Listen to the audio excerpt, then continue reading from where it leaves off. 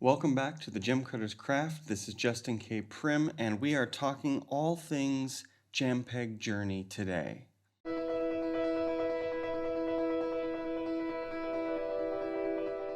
It's been just over 2 months since I received my FraLap Jambpeg machine, and if you've been following along on the channel, you know that I have embarked on a new chapter of my faceting journey, which is learning how to use arguably the most challenging but simple faceting machine that there is.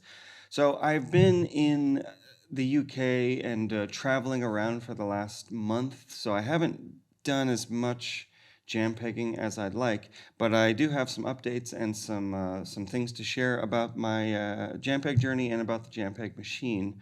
One thing that I forgot to mention last time was my hand-sewn apron adaptation. So I was looking at some historical Jambpeg cutting photos from the early 1900s, and one of the things that I noticed was they are sewing on these squares of velvet onto their aprons so that whenever they're using their Jambpeg and they want to check their stone, they just swipe up on the fabric and wipe off their stone. So I wanted to try and emulate the same feeling. So I've got two different rectangles of velvet here, one for my pre-polish, one for my final polish, and I've been using them quite a lot. What I've discovered is for the pre-polishing step, it works great. It takes off all the grease, but for whatever reason on my 60K inner ring, when I wipe that one off, it's still very greasy and it's really hard to see if the scratches are all the way out. So I still had to use a paper towel for the final step, but it is kind of nice and fun to just be able to wipe. And I'm wondering if I switch to different fabrics on here, maybe it's actually going to give me a better result. Maybe velvet wasn't the best. I feel like when I swipe on the linen, it actually does a little bit better. So maybe I will upgrade this in the future to try some different fabrics. But aside from aesthetics, or maybe we could talk more about aesthetics because I have upgraded, not for the traveling kit, but just for my at-home setup. I didn't really like this water drip. It's a bit flimsy. I didn't really like the controls on this thing, and it just didn't look cool enough for what I want this to be. And so I was at the flea market recently, and I found this beautiful antique water dripper. The control on here is really, really nice. I just took the tube from that one and put it onto this one, and it sits perfectly on here at the perfect height, and the gilding actually matches perfectly the brass of the accessories of the FraLap. So I'm kind of in love with this thing, but that's just a water dripper. I did just cut one new stone, which matches all of this golden theme. One citrine. I wanted to try and do octahedron, 8-sided stone, and just see what it was like to cut a symmetrical outline without having any depth reference. So when I cut this type of stone on my handpiece machine, I know that if I set the plate height and then I just cut each of the girdle facets, it will make a fairly symmetrical stone, and then I just tweak it a little bit. With this machine, I've got my stick in my hand, and I've got this plate here, this riser platform that I can use to keep the same depth, but there's nothing to keep the stick from wobbling up and down or whatever. So it's all by hand, and that's been an interesting challenge. I definitely had to use my measurement loop and check each side to make sure that each one was the exact same millimeters. But in the end, I think it worked out very, very well. And I got a pretty decent polish as well on the quartz.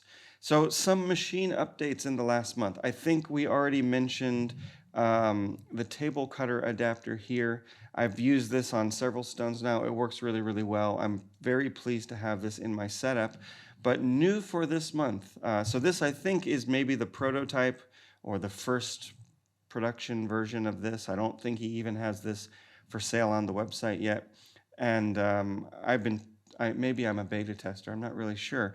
But so I've got another first here, which is the cam preformer. So this thing is really, really cool. It mounts underneath of where the even sewn Jambpeg head sits. I don't know if it's meant to keep it on all the time, and I probably won't, but you can, as you can see, you can just swing this thing back, and you've got your cam preformer on here. So I was playing with this a lot yesterday because this just showed up 2 days ago. So it's got removable cams. I think there's 6 or 7 different shapes that it comes with. So I've got the trillion shape on here right now. And basically you put your stick in there with your stone. The stick is indexed, so it only fits in here one way. And you can spin this thing up and down and let your preforming lap make the shape.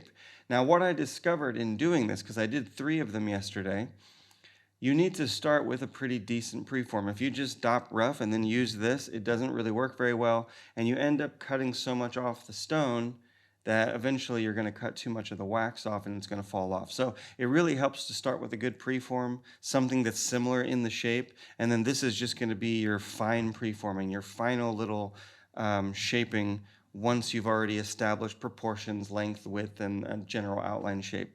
But it is kind of fun. I'm not sure if I will use this in my day-to-day cutting. I doubt it, because usually I want to hand preform to the rough and make sure that my stone is the biggest it can be, and this way is not the biggest that it can be. But it is kind of fun to have it, and also if I need to make a match set or a suite of trillions, for instance, I now have a trillion cam on here that I can use. The other thing that I like about this, and the thing that I was mostly thinking about when I saw him debut this, was one of the cams is round, which means we can now spin a perfectly round stone, which this machine otherwise cannot do.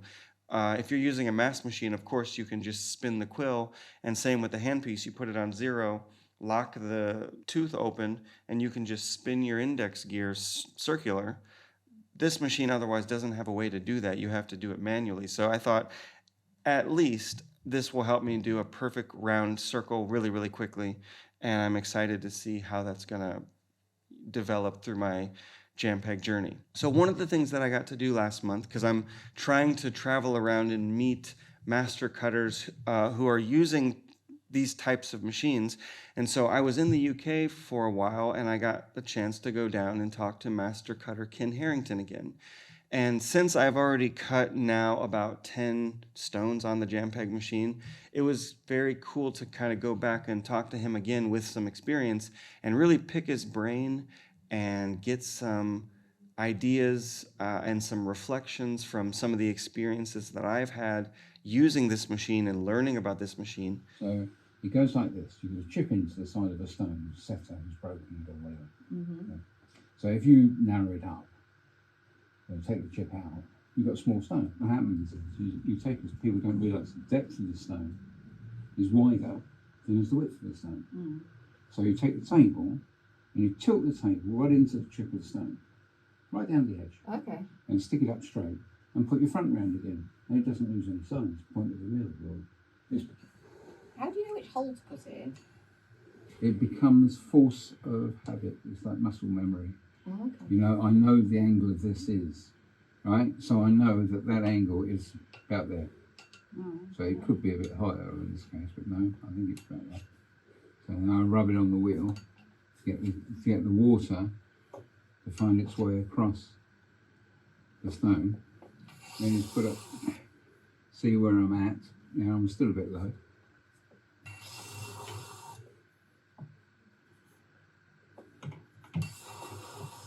Now, even though Ken's machine is a different type of a Jambpeg, it doesn't have the mechanical stick, it doesn't have the extra plate here to give him a reference point for the 8 sides. His stick is just a piece of wood. So he doesn't have a concept of indexes and ±8 or any of the stuff that the French have developed into this version of the machine. But most of the concepts are the same, you know, adjusting a little bit up, a little bit down, rotating your hand left, rotating your hand right to subtly adjust the facets. And so it was quite fun to be able to talk to him and get some more training, some more insight, some more feedback, which is really what I need at this stage in my Jambpeg journey. So kind of fun. And then, you know, as soon as I came back, I was able to cut this, and I think just being able to talk to all these different Jambpeg cutters, I'm not sure if I'll be able to do this by the end of the year, but I would really like to go back to Paris soon. There's one, the master cutter of Paris, Manuel Suara. I would really like to start to talk to him a little bit deeper. We've had a couple of really nice long conversations in previous visits to Paris, but now that I'm fully engaged in using this machine and my brain is, you know, for the most part got itself wrapped around what I'm supposed to be doing, now it's time to just subtly upgrade the skill set. Also, while I was in London, I got a chance to meet up with another gem cutter who showed me a Jambpeg from Colombia. So this is a different style of Jambpeg. It works pretty much the same as the one that I've got here, but really cool to see how another country takes the design and makes it their own. The way they've got the springs and that round centerpiece. Very, very attractive machine. This is one that I'd really like to get for my faceting machine collection. So I'm hoping if anybody out there has a connection to the old Colombian Jambpeg heads, feel free to send a message my way, because I would really like to purchase one of these. Not necessarily to use, because I'm quite happy with this one, but just to be able to admire the craftsmanship and beauty of a Jambpeg from a country that I don't have represented in my collection. Also, while I was traveling, I got the chance to go up to the Jura. I just had a birthday, so I took a bunch of friends up there and we got a cabin in the mountains, and that was really cool to kind of go back and see some of the museums up there and see some of the antique machines. And, you know, now that I'm very deeply familiar with the mechanics of this machine and how it works, seeing some of the variations that exist in the antiques up there, you know, noticing that sometimes they did curve this plate where the holes are. Sometimes they have this bar mounted. Sometimes they were using this table cutting device. Sometimes they weren't. And just seeing some of the different variations that are coming out of the different cutting houses that existed back in the 1910s, 20s, and 30s. Now, speaking about vintage machines, our shipping container just arrived from Bangkok while I was traveling, so I've just been shifting around our storage and moving stuff into our new office that's still under construction. And I've made a little space in the storage to be able to play with our circa 1900 Jura hand-cranked Jambpeg machine. Now, this is my ultimate end goal for this whole Jambpeg project, being able to restore this machine to working order, which won't take very long because it's already in really good shape, and really start to be able to cut in this storage space that we've got, because this is a electric-free machine. So I've just ordered a couple of oil lamps to go with it that are period appropriate for that machine. And since I really don't have much lighting or electricity in the storage space, I thought, oh, that's actually the perfect place to set up the Jambpeg hand crank with the flame lamp going and cut the way that they used to do. Now, ideally, I'd love to be able to set the machine up in here next to the window, but it's too big to fit through the door. So that may be my new Jambpeg studio for the classic hand crank style. So this is probably a project for the new year, but something that I'll be playing around with as we move forward in this Learning to Cut on the Jambpeg series. So keep an eye out for that. Now, if you are also embarking on this journey or are curious about the Jambpeg journey, and especially the French version of the Jambpeg journey, I'm going to leave a link in the description below. I've been going back and looking at the Lapidary Forum, the Forum des Lapidaires in French. It's the French gem cutting forum. It's mostly extinct at this point. I'm probably posting on there more than anybody else at this point, but it's a great archive of information from French cutters. Now, most of the cutters on the forum are, I think, seem to be more in the realm of hobbyists, but they're not hobbyists that want to learn how to do the American technique. They're hobbyists who, like me, are curious about the old Jurassian hand crank machines and restoring them and how to get them working again and how to use them and how to think about them. So the whole forum's in French, but now that so many of the web browsers have built-in translators, if you don't speak French or read French like me, you can browse it in English, and the translation is quite good, quite readable, and there's a ton of great information on there. So I'll leave a link down below if you guys are curious to explore some of the world of the mostly early 2010s French Jambpeg cutters of the internet. So exploring a little bit online, exploring a little bit in real life whenever we can, and otherwise just exploring through our own journeys at home, you know, learning how to do preforming, learning how to cut the Jambpeg. The final little treasure that came out of our storage shipping container is this digital angle thing. So one of the things that I've been curious about is how the holes relate to angles. because from my training, I have angles in my brain. I know exactly the angles that I like to use. And so now what's kind of handy is being able to set this thing right on top of the mechanical stick. And if I zero this out, you can see, so what I've discovered is you have to put it sideways. If you put it this way, the angle thing won't be correct, though too bad because there's a magnet on the bottom of this, and this thing is magnetic, so that would have been great. But no, you have to put it this way, and then as you tilt it, it tells you the angle. Well, you have to zero it out first.